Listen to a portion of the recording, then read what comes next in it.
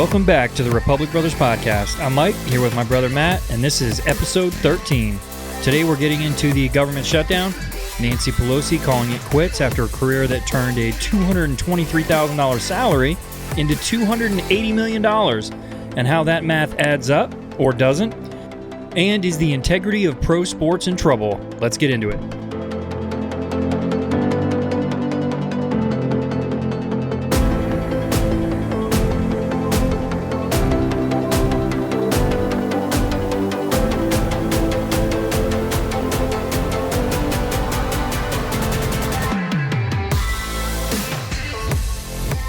Well, Matt, today is November 9th, 2025, and we are officially 40 days into this government shutdown. We're now seeing some reports that there are enough Democrats willing to back a revamped plan to reopen the government. They are voting on this tonight, so hopefully we'll have an update on that before the end of the show. If I understand the details of this three-bill spending package they're voting on, it would reopen the government until the end of January. It does not, however, include anything about the expiring Obamacare credits that was their whole reason for this shutdown. So essentially, they have folded. They folded like cheap lawn chairs. They held up millions and millions of dollars in paychecks and SNAP benefits, caused delays at airports, had air traffic controllers working for no pay and working second jobs. They had the Capitol Police, the very people who protect them, working for no pay. And the worst part about it is, they told you that it was all the Republicans' fault because they wouldn't extend those credits. Now they're ready to reopen the government? It's worth noting here, too, that not all Democrats folded. And I wouldn't describe it as folding for the ones that sound like they're going to vote for it. But the far left of the party still does not want to reopen the government. This is their leverage. Yeah, you're right. And I want to mention a few of these bills as well that were proposed during this shutdown. So there was one that would prevent members of Congress from getting paid during any shutdown. There was one that would pay the military during this shutdown. There was even one that would help prevent shutdowns in the future by funding the government at 94% of last year's level until an agreement was reached. Every single one of these common sense bills was shut down by Democrats. The fact that so many of them were unwilling to give up their paychecks should be a very telling sign. In my opinion, they held Americans hostage just to get their way, and in the end, they didn't get anything they wanted. Well, it turns out there are a few reasonable Democrats. Yeah. For some reason, I am not shocked that members of Congress would not vote to take away their paycheck even when the government is shut down. You asked me a couple episodes ago if I wanted to change my prediction. I don't remember exactly what I said. Did I say 41 or 42 days? I believe it was 41, so you would be spot on if it's Monday. I mean, I did get two guesses at it, but still, calling it at 41 would be pretty good. Well, wasn't the 41-day prediction made at day 20, I believe? Yeah, somewhere in there. I think we were on like day 24 or 25, and they were going into recess or something, and you were like, so obviously it's going to go to however many days, so do you want to change your prediction? I think that's when I said 41. I am a bit surprised it took that long, but once we started hearing the Democrats say people not getting paid was their leverage, that kind of changed my opinion and made me think it would go longer. And there's a lot of people who had to suffer these last 40 days, and I just hope that people see the hypocrisy. I hope that people realize that this was not Republicans that did this. And I also hope people realize just how much fraud there is in some of these government programs. There is a lot of it in programs like SNAP. Yep. And while we're talking about predictions here, you remember when I said Democrats were afraid that they'd get primaried if they didn't go along with the far left's demands to keep the government shut down? Yeah, I remember that. Well, the New York Post has reported that it might not even matter. The New York Post says a Gen Z councilman in New York City is planning to challenge Hakeem Jeffries for his House seat. New York City Councilman Chi Osei is preparing to challenge the House Minority Leader for his seat next year. Osei claimed he wanted to strike while the iron was hot, despite the fact that New York City Mayor-elect Zohran Mamdani told him not to, so that he didn't upset the balance that he was able to strike between the moderate Democrats and the socialist side of the party. But according to the New York Post, Osei has already started hiring staff to challenge Jeffries. He was an ally of Zohran Mamdani in his campaign, but his wish to challenge for Jeffries' seat next year has caused some tension, leading to Osei not attending Zohran Mamdani's mayoral victory celebration. The Post reached out to Osei, and he referred them to a spokesperson who did not return any calls, and Osei's announcement is expected to come in the next week. You had to know this was going to happen to somebody, and I would not be surprised if it happened to a few more. It's well known AOC has had her eyes on Chuck Schumer's seat in the Senate. I would imagine there's some other moderate Democrats out there that will get primaried. Now, I know it's probably way too early to even make this prediction, but do you think that there's any chance that he can take that seat from Jeffries? Yeah, I do think there's a chance, and probably a pretty good one. Jeffries' district is something like 7-1 Democrat to Republican, so the Republicans will play almost no part in it. Younger people will see this councilman, who is young himself, potentially as a better option and more representative for them. So every chance this councilman could take that seat. Well, I guess we will see what comes of that. I do want to shift gears a little bit into Nancy Pelosi. So Nancy Pelosi and her husband have raked in more than $130 million in stock profits over the course of her political career. That is a return of 16,930% over her 4 decades representing California.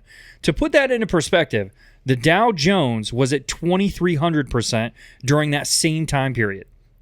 Before entering office in 1987, she reported between $610,000 and $785,000 in her portfolio. That portfolio has skyrocketed to $133.7 million.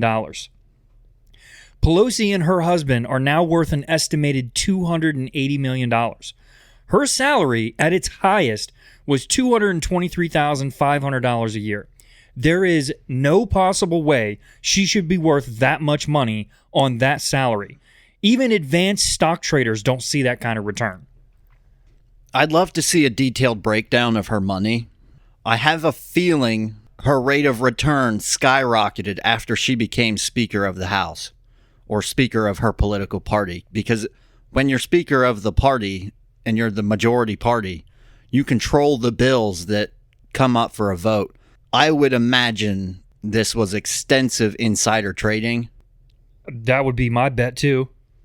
It's just a shock that she could outperform Warren Buffett and virtually every other professional trader. I saw her rate of return for 2024 was 54%. Yeah, she's outperforming everyone and everything. The other interesting thing to me on this topic is when you look at the things that her husband, Paul Pelosi, has invested in with their money, he almost never misses. He turned Nvidia stock into doubling their money within a couple months. Yeah, I don't see how anyone can say that this isn't insider trading. I've seen some clips online, too, of people saying that they're following along with their investments. I don't know how true that is, but they're saying they're following along with Nancy Pelosi's investments, and there's some site that'll mimic exactly what she does, and they're just raking in money. Yeah, it is known that people follow their investments, but what the Pelosis do is something kind of quite risky. They use a lot of call options, and then I would imagine Pelosi could get news on these businesses and decide whether or not to actually use those calls. Over the last 30 years, how many times has insider trading been a topic? And we've seen many bills go through the House and Senate to ban insider trading, and Nancy Pelosi never votes yes to ban insider trading. Yeah, why would she? Why would any of them? I'm sure she's not the only one that's taking advantage of it.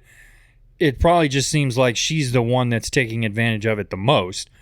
But I'm sure that it's through and through. And I'm not even going to just say that it's Democrats. I'm sure 100% that there are Republicans and Democrats who are taking advantage of the power and position that they hold. And I would imagine some of these congressmen who are on some of these committees have access to even more information than just your standard congressman. Yeah, well, this all comes as obviously she's announced that she's not going to seek re-election. She's going to finally give up her seat. I can't say that I'm sad to see her go. I would imagine if you were performing some insider trading over the course of 40 years and you had a net worth of $280 million, you'd have enough to retire. Well, yeah, and she's like 85, isn't she? Yeah, she's in her mid-80s. So, yeah, it's time to give it up, Nancy. Let's move on to our next topic. This one is a little funny to me. So, President Trump announced today that he will give a $2,000 check to Americans, which will come from the tariff revenue that's been collected. According to a September statement, the Treasury Department has collected $195 billion from tariffs in the first 3 quarters of this year. This announcement from Trump comes amid the Supreme Court's skepticism on the legality of the president's use of powers to impose those tariffs. Trump has continually blasted the Supreme Court's position on his tariffs. Now, this seems kind of funny to me that the Supreme Court is telling him he can't do these tariffs in the first place, but now he wants to send everybody a $2,000 check. It's like he's daring them to be the bad guy. Now, I wouldn't mind the $2,000 check. But anyone who is opposed to these tariffs better send that money back. Now, obviously, we know they won't. They'll use it to buy something stupid, and then they'll go swipe their Snap card for their groceries. Yeah, this just sounds to me like Trump daring them to do something that the people won't like. This country's something like $35 trillion in debt. Nearly $0.2 trillion would be a nice dent in that. I saw someone talking about our national debt, and they were saying that we don't actually have the ability to pay down our debt. We just service the debt. In other words, we just pay the interest. The only thing we can do with our debt is transfer it to other people. Not quite. We could pay it down, and the interest on our debt is becoming an enormous part of the budget. The issue with paying it down is there would have to be some cuts somewhere. At this point, there's no way we're ever going to pay it off. How does it even benefit us to reduce the debt or pay some of it off or, whatever? It's not like we're ever going to have a $0 balance on this debt. Well, the issue will arise when we get so much debt that our dollars aren't worth as much. I'd recommend you look up what happened to Greece during their financial crisis less than 20 years ago. I believe it was 2008. They essentially needed a bailout.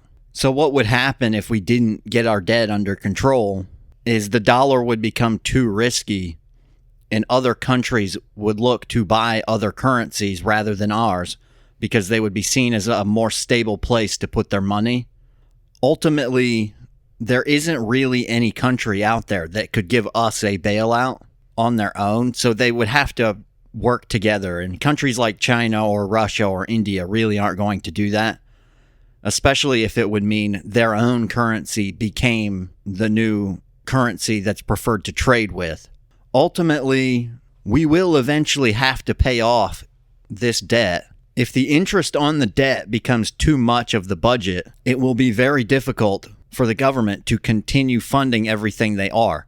There is not a lot of political will in the country to cut programs. Someone's going to pay this debt off, and there's a good chance it's your kids, Michael. And the reason for that is the people currently sitting in Congress and currently in the White House. This goes for Trump, this went for Biden, it goes for Obama. They don't have the political will to do this. It will really hurt public opinion of these politicians, and most politicians can't see past the next election. Yeah, I fear that is a vicious cycle that will just continue and continue and continue. And we are not the only country in that cycle. But as the global currency for most trades, we are the most watched, and it would be the most impactful if it was us.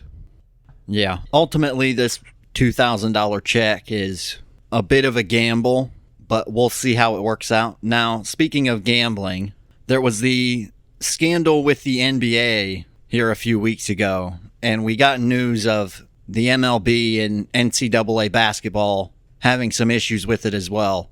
So I wanted to go over it a little bit and get your thoughts on this, Mike. I first caught wind of the MLB story. Cleveland Guardians pitchers Emmanuel Clase and Luis L. Ortiz have been indicted for allegedly rigging pitches in a betting scheme. The allegations say these two pitchers were texting individuals who are placing prop bets on their pitches, and the pitchers were tipping them off to what was coming, resulting in bettors co-conspiring with them to benefit and make at least $450,000. So I didn't see this story. Were they texting people like before the game saying, hey, bet on the first pitch of the game to be a curveball or something? No, they were in the dugout mid-game texting people. One of the pitchers was a closer. Oh, geez. In the game, they were texting people to place bets on pitches. Now, the NCAA has suspended 6 men's basketball players for manipulating their performance for betting purposes. 3 of the 6 allegedly lost or attempted to lose by more points than the spread for multiple games to affect the outcome. Separately, 2 were found to have been offered money to throw a game in January of 2025. One of those players was overheard discussing plans to throw a game in December 2024. The 6th player was allegedly sharing information with a former teammate who was using the information to bet on his performances at a daily fantasy site. Just imagine how the rest of the guys in that locker room feel hearing about their teammates throwing games. Yeah, I could imagine you'll never be welcomed by those people anywhere again. I know a lot of people like to give Pete Rose a lot of crap, for betting a long time ago, but at least Pete never bet against his team. He always bet on his team to win. Yeah, and all of that follows the recent NBA scandal, which, for those who aren't aware, involved a couple players and a coach. Terry Rozier is alleged to have provided information to bettors and exited games early to ensure the unders on his prop bets would hit. Damon Jones, a former NBA player, was alleged to have passed internal team information and medical information to bettors for their advantage. I wonder if any of the players on these guys' teams, in particular the one faking the injury, ever got asked the question of why he was magically okay after the game, after they pulled him out for an injury. And in my opinion, the worst of the NBA betting scandal is the Chauncey Billups rigged poker games part of it, where a group of mob-linked people would use Chauncey Billups to lure wealthy people into a poker game, which was rigged using technology like modified card shufflers, hidden cameras, and even X-ray tables to defraud the victim. The victims would sign up for this thinking they were getting a game and some time with an NBA coach, only to lose a lot of money because most of the players in that game were in on the scheme and would play accordingly to get the maximum amount of money out of the victim. Yeah, so that's the first one that I heard about. This one with Chauncey Billups and the one with Terry Rozier. Now, the poker game stuff, man, what a way to find out that you got duped by X-ray tables and all this kinds of technology when you're just sitting there trying to play cards and you're losing. I mean, did they even report how much money it was? I'm sure some of these guys were losing millions of dollars. One individual who wasn't named but was confirmed as a victim lost $7 million in one game. Jeez. And in that game, if I read it correctly, there were 6 people at the table playing and there was one dealer. So 7 in total, and 6 of the 7 were in on it. The dealer and the other 5 players were in on the scheme, and some of them had earpieces in and were getting signals from someone outside the room telling them how to play the hand so that one individual person didn't take all of his money, so it looked like it was a real game where he just had really bad luck. Oh, man. That would suck. Oh. This is the worst of all of them. This is one where they know who the victim is. With a lot of these people who illegally bet on games, they see the casino as the victim, but in a lot of people's minds, it's okay to steal from business because it benefits the little guy. In this case, they know who the victim is, and they are actually stealing from the victim. Yeah, and I'm sure there was some personal ties to some people as well. You have to be actively seeking out people in particular, knowing, okay, I'm going to get this guy in his poker game and take his money. Yeah, and, it's technically illegal, but we've played in some card games where you put $20 in, but nobody's really going to come after that because in those cases, the house isn't taking any cut. It's just some people sitting around a table passing a couple dollars back and forth over a card game. So all of this is kind of to say, some pro athletes are not very smart. I do not understand why they do this with how easy this is to catch. In today's day and age, gambling on sports has never been easier and it has never been more accessible. But it's a double-edged sword because the sports books have never had this much information.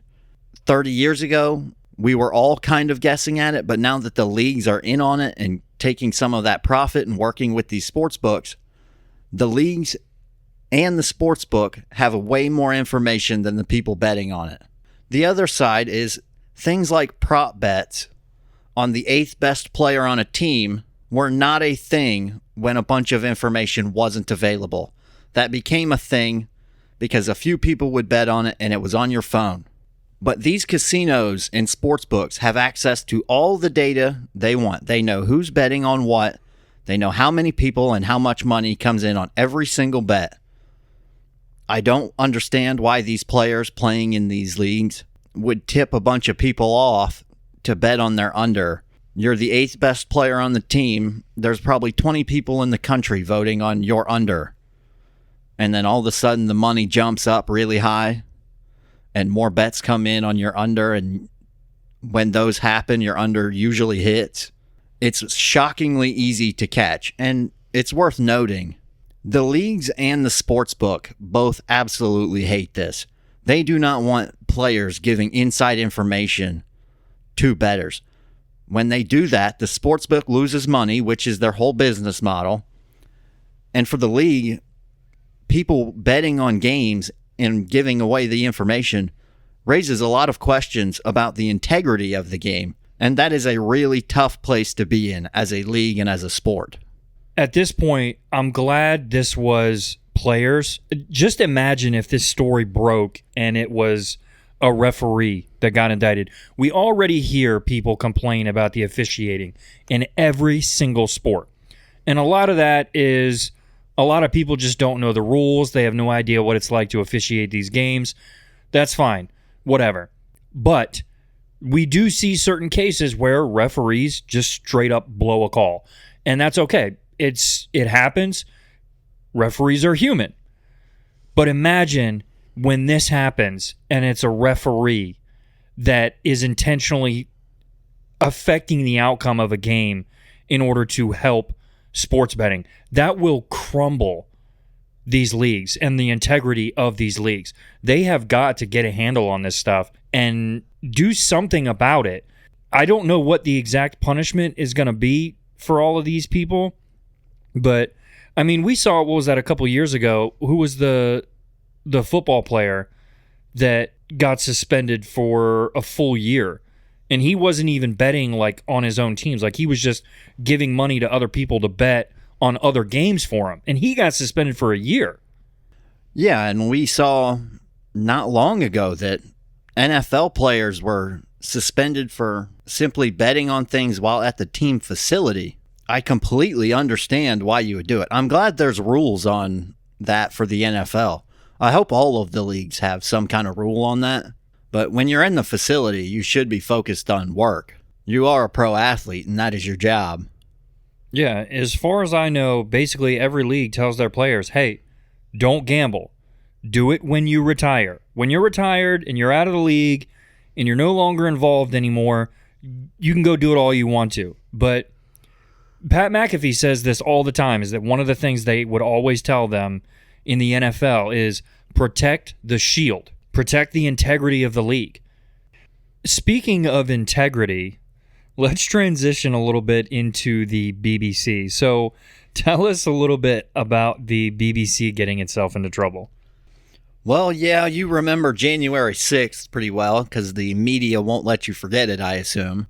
Well, at the BBC, Director General Tim Davie and CEO Deborah Turness have resigned after it was revealed they shared doctored footage of President Trump on January 6th.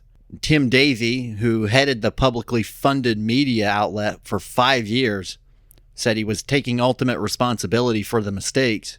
It was revealed recently that the BBC's flagship program spliced together 2 clips of Trump speaking on January 6th, implying he had directly told his supporters to storm the Capitol. This spliced video was aired the week before the 2024 election. In the video, Trump said, quote, "We're going to walk down to the Capitol, and I'll be there with you, and we will fight like hell." End quote. The part they didn't tell the people was, "We're going to walk down to the Capitol, and I'll be there with you," was said, and then 54 minutes later, the "and we fight like hell" part was said. It was a 54-minute gap. Tim Davie gave a statement in that resignation saying, quote, "Like all public organizations, the BBC is not perfect, and we must always be open, transparent, and accountable. While not being the only reason, the current debate around BBC News has understandably contributed to my decision." The current debate around BBC News would be someone who used to be on their standards committee who came out and said the BBC did not fact-check certain things and they were willing to edit videos. They were also reporting things on Israel that came straight from Hamas that was propaganda. I don't know how you feel on this, Mike, but it's a reason why I really don't trust anyone in the mainstream media, even on the right. These are supposed to be the people who hold people in government accountable. That's the whole reason for a free and fair press. But I struggle how you can hold people accountable when you're a part of the political party and you do all of the things they want you to. They don't cover certain stories. The Hunter Biden laptop story was a prime example. All of the mainstream media, outside of about Fox News and maybe one other, flat out said it was Russian disinformation. How are these people holding them accountable? Clearly they are not. What are your thoughts on this? Yeah, well, like you said, they won't ever let anybody forget about January 6th. They cling to it. They need it. The fact that they spliced these 2 videos together in order to swing this narrative, I'll say it that way, it's disgusting, to be quite honest. And you're right, it is 100% both sides. I can't think of a news station off the top of my head where you can tune into it and 100% say for certain that they're just going to give you the news with zero political bias. Even the independent ones are not independent. Every single news story they give, each one swings in one direction or the other, even if it's just the tiniest little bit. It doesn't take a genius to pick that up. Yeah, and one thing I hope everyone understands, when a story breaks and it contains some information that was not in an official press release from a company or a branch of the government or some government agency, you should always ask yourself, who put this information out there and why did they do it? It's the same in sports. When an insider breaks a story, ask yourself, which side put it out there? Was it the player? Was it the agent? Was it the team? And what do they have to gain from revealing this information? In most cases, somebody will have something to gain, and that is why it leaked. And on that note, really quickly, we'll circle back to the government shutdown. I'm seeing now NBC News is reporting that senators have struck an agreement Sunday night, and they are projecting confidence that it will be sufficient to end the government shutdown from the Senate side of things. Now, it could take days for this to ultimately end the government shutdown, as this bill would then need to go back to the House of Representatives for another vote, and then it would have to be signed by President Trump. NBC News says even though it likely has enough support, it could take days for this process to be completed. Well, at least there is finally light at the end of the tunnel. People can finally start to think to themselves that they are going to be okay here, and we're just days away from this hopefully being over. And ultimately, this really needed to happen before the holidays rolled around. Yeah, definitely. Especially with the air travel stuff. Obviously, that's a huge travel time for people. That's when a lot of people go to see their families. So this is really good. And if we were at 10% of flights being cut now, after another 3 or 4 weeks, I would imagine it would have been at 20 to 30%. The longer you went, the more people were going to stop going into work. Well, we've been going for a while, as usual, so let's try to wrap this up a little bit. Let's end the show with our blind ranking like we always do. So, Matt, I'm going to give you the same one you gave me on the last episode. So this is potential Democratic nominees for 2028.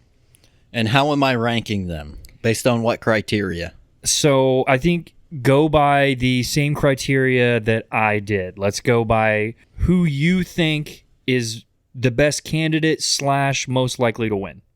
Got it. All right, so we're going to kick things off with Pete Buttigieg. Well, the left loves identity politics, and he's gay, so he's got that box checked. He doesn't have a great track record, so I'm going to go number 3. Number 3. I did nickname him Pothole Pete because he couldn't fix potholes. All right, so next up we got Gavin Newsom. I think he has a slightly better chance. My fear with him is the right candidate for the Republicans could actually bring up his record in California. I.e. J.D. Vance. Yeah, or even Ron DeSantis could do it. Yeah. I'm going to go 2. Gonna go 2. Okay. He's a bit more charismatic than Buttigieg. Gotcha. All right, so Gavin Newsom at 2. Next up, we got Alexandria Ocasio-Cortez. Alex Stein's favorite big booty Latina. 5. 5 for AOC. Next up, you got Tim Walz. Tampon Tim, 4. This is really going to hurt you. And your number 1 spot, you have Kamala Harris. Well, she's got a better shot than Tim Walz. She'd probably only be 2 because she is a black woman. So in the identity politics scheme, she's way up there. At this point, I do think you'd go Newsom at 1, but she's going to slot in at 2 or 3, so it's not that bad. Yeah.